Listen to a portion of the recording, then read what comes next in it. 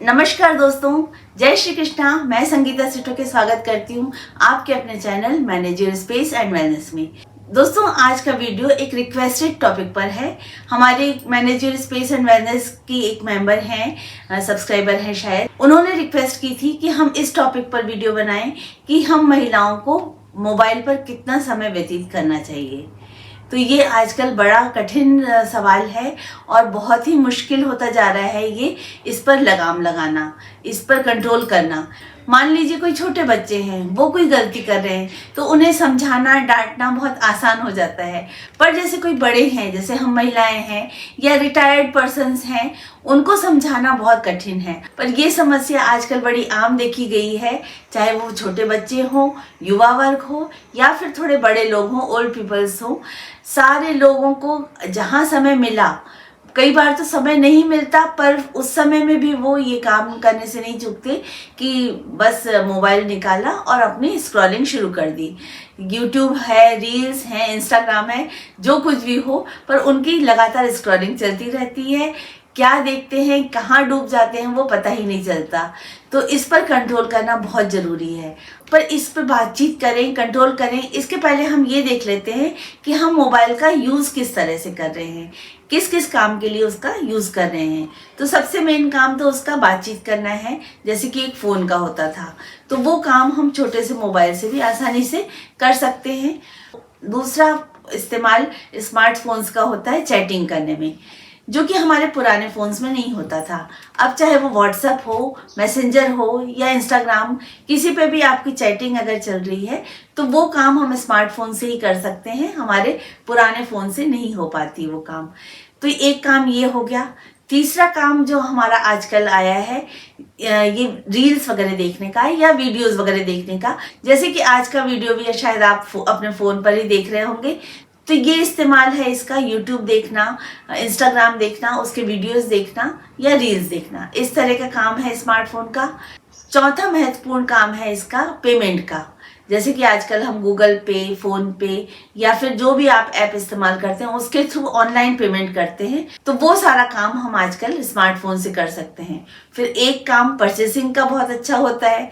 Amazon हुआ, मीशो हुआ या बहुत सारे ऐप इस तरह के हैं, ब्लिंकिट वगैरह, जो कुछ भी आप स्मार्टफोन से चला सकते हैं, तो वो काम हमारा इससे होता है। फिर एक काम मेल का होता है, जीमेल वगैरह, रेडिफ मेल, इस तरह का काम हम इससे स्मार्टफोन से कर सकते हैं। और इस तरह के कई सारे काम, फोटो लेना सबसे महत्वपूर्ण, वो कैसे भूल सकते हैं, सेल्फी लेना, ग्रुप फोटो लेना, ये सब हम काम स्मार्टफोन से कर सकते हैं, जो कि हमें फिर रील्स में डालने में काम आएगा। तो इस तरह के काम हम स्मार्टफोन से कर लेते हैं। बैंकिंग भी हम स्मार्टफोन के थ्रू कर सकते हैं, जैसे कि किसी को पैसे ट्रांसफ़र करना हो, किसी को आरडी खुलवाना हो, अगर एफडी खुलवाना हो, इस तरह के काम भी आसानी से कर सकते हैं। हमारे अकाउंट में कितने पैसे हैं ये चेक करना, कब क्या किया था हमें ये चेक करना, ये सारे काम बड़ी आसानी से इसके थ्रू हो जाते हैं। तो ये भी एक सुविधा में ही आ गया हमारा कि हमारा बैंक तक जाने का समय बच रहा है और हम घर बैठे मोबाइल से ही ये काम बड़ी आसानी से कर ले रहे हैं। जब इन सारी चीज़ों के लिए हम मोबाइल अपना यूज़ करते हैं तो वो हमें किसी आशीर्वाद से कम नहीं लगता कि हम इतने सारे काम घर बैठे बड़ी आसानी से कर पा रहे हैं। और इसके अलावा भी कई सारे काम हैं जो हम इसमें कर सकते हैं। अब हम इसमें देखेंगे कि ये हमें सुविधा तो बहुत दे रहा है, नो डाउट। हमारे मोबाइल होने से, स्मार्टफोन होने से कितने काम आसान हो गए हैं कि हम कुछ समय पहले तक वो कल्पना भी नहीं कर सकते थे। जैसे कि ऑनलाइन पेमेंट वाला काम है, अब हमें कैश लेने की ज़रूरत नहीं, कैश गुम जाने का डर नहीं, हम ऑनलाइन पेमेंट आराम से कर सकते हैं। तो ये काम हमारा सबसे ज़्यादा सुविधाजनक लगता है मुझे पर्सनली, कि जो हम ऑनलाइन पेमेंट कर देते हैं। पर जब बात आती है कि मोबाइल से हमारे क्या क्या हानि हो रही है, क्या क्या नुकसान हो रहे हैं, तब हमें थोड़ी सजग हो जाने की बहुत ज़्यादा ज़रूरत लगती है। क्या नुकसान हो रहे हैं, अगर हम इनको देखें तो सबसे पहले तो हमारी समय की बर्बादी हो रही है। अगर हम घंटों उसमें वीडियोस देख रहे हैं, रील्स देख रहे हैं, व्हाट्सएप अननेसेसरी चला रहे हैं, तो वो हमारी समय की बर्बादी हुई। दूसरा होता है कि छोटे बच्चों में या कई बार बड़ों में भी देखा गया है कि वो जो मोबाइल एडिक्शन होता जा रहा है, अगर हमें थोड़ी देर भी मोबाइल नहीं मिला तो थोड़ी सी घबराहट होने लगती है, थोड़ी सी बेचैनी होने लगती है कि हमारा मोबाइल कहाँ है और हम मोबाइल को फटाफट खोलकर देखें। तो ये थोड़ा सा बेचैनी का सबब भी बन रहा है मोबाइल का, तो इस पर भी हमें थोड़ा ध्यान देना होगा। तीसरा जो नुकसान हो रहा है आंखों का, आंखों में ड्राइनेस होने की समस्या देखी जा रही है आजकल, क्योंकि लगातार हम जब ये ब्लू लाइट हमारे इतने पास से देखते हैं बिना कोई प्रोटेक्शन के, तो हमें ये भी देखना होगा कि मोबाइल देखते वक्त हमारी आंखों में क्या क्या समस्या आ रही है, क्योंकि धीरे धीरे इसकी कई बार चश्मे के नंबर बढ़ने लगते हैं और भी समस्याएं आने लगती हैं। एक समस्या होती है अगर आप ईयरफोन या ईयरबड्स वगैरह लगातार लंबे समय तक आप यूज कर रहे हैं, स्मार्टफोन से आपने अटैच किया, कुछ वीडियो वगैरह देख रहे हैं या गाने सुन रहे हैं और आपने ईयरफोन लगा लिया है, तो उसके थ्रू जो लगातार वाइब्रेशन जाती हैं कानों में, और अगर उसका वॉल्यूम तेज है तो फिर और समस्या, तो उसके थ्रू हमारे कानों में भी समस्याएं आ रही हैं, ऐसा कुछ शोधों में पाया गया है। और एक और समस्या आती है मोबाइल के यूज से, अगर हम लगातार मोबाइल को हाथ में पकड़कर और उसको यूज करते हैं तो हाथों में दर्द की होने की समस्या, मसल्स के प्रॉब्लम्स, इस तरह की समस्या भी कुछ देखी गई है अगर हम मोबाइल का गलत तरीके से और लंबे समय के लिए इस्तेमाल करते हैं। तो ये तो हुई कुछ शारीरिक समस्याएं, जैसे कि आंख में प्रॉब्लम, कान में प्रॉब्लम, हाथ में दर्द, ये सब शारीरिक समस्या हो रही है। बेचैनी, घबराहट वगैरह जो बढ़ रही है वो सारी मानसिक समस्याओं में आ जाती है। और एक सबसे ज़्यादा नुकसान जो हो रहा है वो सामाजिक तौर पे नुकसान भी हो रहा है। हम लोगों से कटते जा रहे हैं। कई बार हम साथ में बैठे रहते हैं, 5 लोग बैठे हुए हैं, पर वो लोग आपस में बात करने के बजाय अपने फोन को देखना ज्यादा प्रेफर कर रहे हैं। ये सबसे दुखद बात है इस मोबाइल की, कि उसने आपस में लोगों को बात करना भी कम करवा दिया है। कोई आपके घर आया है या आप किसी के घर गए हैं इतना समय निकाल कर, पर उस वक्त भी आप उससे बात करने की बजाय अपने मोबाइल को देखना ज़्यादा प्रेफर कर रहे हैं। ये बहुत दुख की बात है, जो मैंने पर्सनली भी महसूस की है।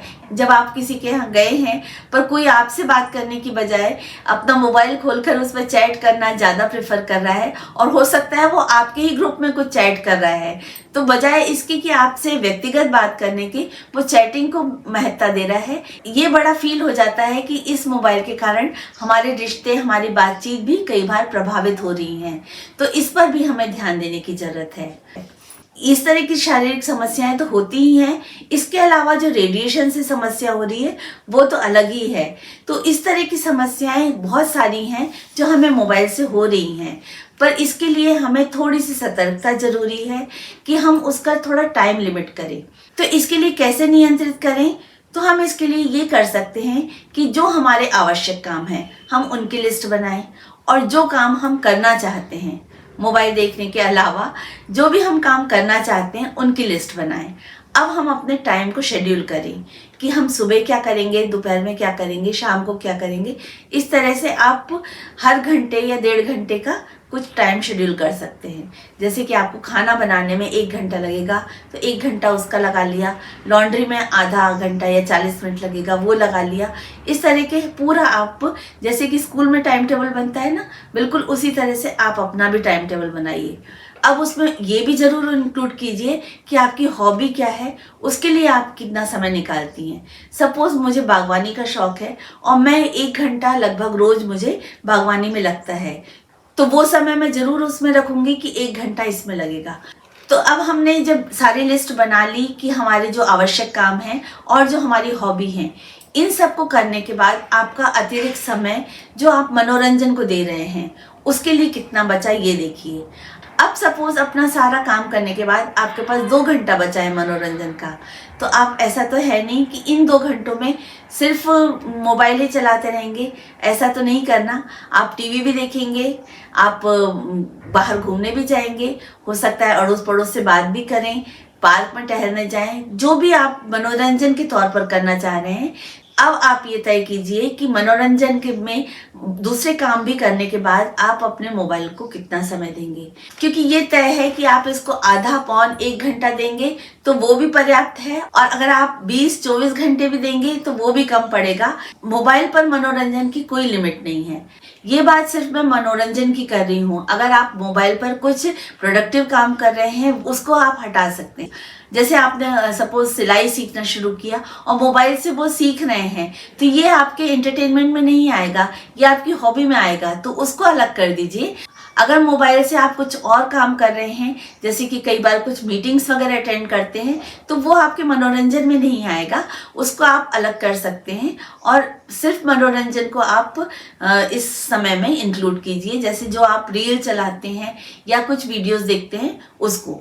एक काम आप और कर सकते हैं, कई बार हमें इंफॉर्मेशन लेने की इच्छा होती है, जैसे कि हम कुछ पॉडकास्ट देख रहे हैं, तो उसमें 1-1.5 घंटे का पॉडकास्ट है, तो उसमें जरूरी नहीं कि आप वहीं पर बैठकर उसको देखें या फिर बिल्कुल मोबाइल को हाथ में लेकर ही आपको पूरा पॉडकास्ट देखना है।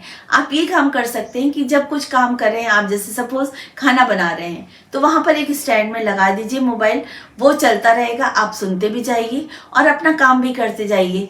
हाँ, ये बात जरूर है कि कुछ उसमें महत्वपूर्ण बात है और आपको नोट डाउन करने की इच्छा है, तो उस वक्त वहाँ पे एक डायरी भी रख लीजिए और उसको लिख लीजिए। तो इस तरह से आप मैनेज कर सकते हैं कि आप कुछ चीज़ें सुनकर भी आप एंजॉय कर सकते हैं, इन्फॉर्मेशन ले सकते हैं, और जो सिर्फ रील्स वाला है या व्हाट्सएप वाला है, तो वो आप एक दिन का समय निश्चित कर लीजिए, जैसे शाम का समय या दोपहर का समय जब आप एकदम फ्री होते हैं, पर उस वक्त भी आपको टाइम लिमिट करना बहुत ज़रूरी है। ये नहीं कि आपका दोपहर का समय फ्री है 2-3 घंटे का, तो आपने पूरा समय मोबाइल लेकर वो 2-3 घंटे निकाल दिए, क्योंकि वो समय अगर आपने मोबाइल पे निकाल दिए तो हो सकता है कोई महत्वपूर्ण काम आपसे रह जाए। तो सोचना हमें है कि हम कितना समय दें कि हमें कोई नुकसान ना हो, ना शारीरिक रूप से, ना मानसिक रूप से, ना सामाजिक रूप से। हमें कोई नुकसान ना हो, सिर्फ मनोरंजन हो, इतना समय हम मोबाइल को दें। तो इसे आप देख सकती हैं आप कितना समय दें, आधा घंटा, 1 घंटा या मैक्सिमम 2 घंटा। इससे ज़्यादा आपको मोबाइल को समय नहीं देना चाहिए, मेरी ऐसी राय है। तो आप इसके बारे में क्या सोचती हैं, आप भी ज़रूर बताइएगा। तो ऐसा कर सकते हैं कि हम मनोरंजन के लिए 1-1.5 घंटा फिक्स करें। आधे घंटा अगर हम टीवी सीरियल देख रहे हैं तो वो देख लिया, 1-आध घंटा हमने मोबाइल को दे दिया, और वीकेंड में अगर आपको इच्छा है कोई मूवी वगैरह देखने की तो फिर वो देख लें। तो इसी के साथ आ गए आज के वीडियो के एंड पर। आपको एक और जानकारी देना चाहूंगी कि हमारा दूसरा चैनल जो संगीता's फूड कॉटेज है, जिसमें हम रेसिपीज दे रहे हैं, उस पर वेडनेसडे के दिन वीडियो आएगा, तो बढ़िया सी रेसिपी आएगी। अगर आपने उसको सब्सक्राइब नहीं किया है तो जरूर कीजिएगा, वहां पर जाके और देखिएगा। बहुत सारे अलग तरह के टॉपिक्स मैं पहले देती थी, पर आजकल वहां पर सिर्फ रेसिपी दे रही हूँ और दूसरे टॉपिक्स हमारे इस चैनल पर आ रहे हैं। तो अगर पसंद आए तो दोनों चैनल को सब्सक्राइब कर लीजिएगा। हमारी ये वाला चैनल जो है वो घर से संबंधित और स्वास्थ्य से संबंधित है, और जो संगीता's फूड कॉटेज है वो रेसिपी वाला है। तो दोनों से जुड़े रहिएगा। मंडे को और फ्राइडे को हमारा इस वाले manage your space and wellness पे वीडियो देने की कोशिश करूंगी, और वेडनेसडे के दिन रेसिपी वाले चैनल पर संगीता's फूड कॉटेज पर वीडियो आएगा। और कल संक्रांति आने वाली है, उसके लिए आप सभी को अग्रिम शुभकामनाएं। तो इस दिन आप लोग भी तिल गुड़ खाइएगा, मीठा मीठा बोलिएगा और स्वस्थ रहिएगा। और कैसे मनाया आपने संक्रांति का त्योहार जरूर बताइएगा। अब अपनी दोस्त संगीता से टोके को इजाजत दीजिए, फिर मिलेंगे फ्राइडे के दिन एक अच्छे से टॉपिक के साथ। तब तक के लिए धन्यवाद। जय श्री कृष्णा।